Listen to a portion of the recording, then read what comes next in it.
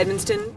Thank you. I'm Steve Edmiston. I'm here to give you the briefing that you asked for but did not receive last year from the FAA and port staff on the subject of community impacts from increased aircraft overflights. We have established that the real numbers that matter, specifically, we've established the real numbers that matter, and specifically a baseline increase since 2013 of 97,000 additional aircraft, now reaching 413,000 annually, and a proposed increase of an additional 80,000 annual aircraft. So now we can overlay some science to assess the impacts. Unfortunately, this assessment also makes today, September 11, 2018, your first "what did you know and when did you know it" day. From the days of Watergate, this phrase has possessed iconic, cultural, and legal significance. What did you know and when did you know it is routinely applied to those that are responsible for launching products that cause harm. Think of tobacco and smoking, PCBs, lead and asbestos, and coming soon, climate change and football brain injury lawsuits.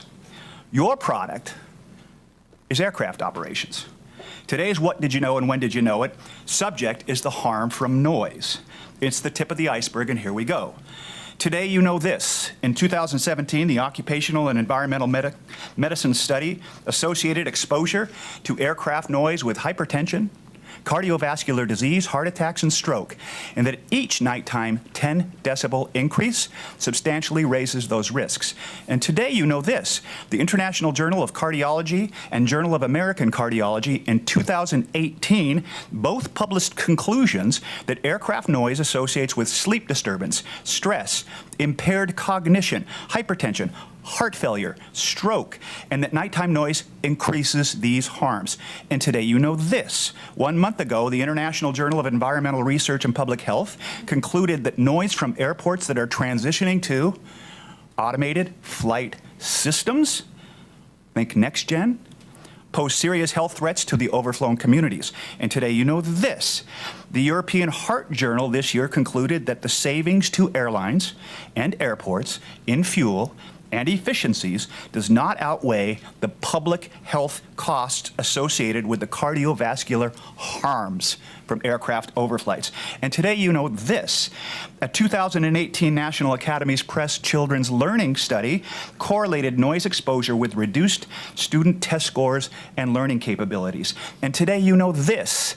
The BMJ has found a statistically significant correlation between noise and risk of cardiovascular disease for older people living near airports. And it's worse at night. And today you know this. The Washington Post reported in May that noise has become the new secondhand smoke. And the impact on cardiovascular health starts at 50 decibels, not 65. And the European Union standard of 40 decibels at night and 50 in the day is what is required to protect human health. To be continued. Thank you for giving a citizen 3 minutes today to comment. Steve, I don't expect you to be providing us all the studies, but do you have the citations for our clerk that we can? I'm handing them off. Handing them off. Yeah. Steve, I also wanted to say thank you for presenting comments last night as well at the SAMP scoping period. Thank you so much. Thank you. Just trying to do. I really appreciate you've come here every time to tell us these things. I hope that you could also acknowledge the fact that what you just heard in the beginning, that we have legislation that changed to allow us to help with the Highlands School District, that the START Forum is specifically addressing nighttime operations as well as airfield noise. I mean, I fully acknowledge the fact that these impacts exist and that the airport is a significant contributor, but I hope that you will also recognize that we are acknowledging and trying to address them.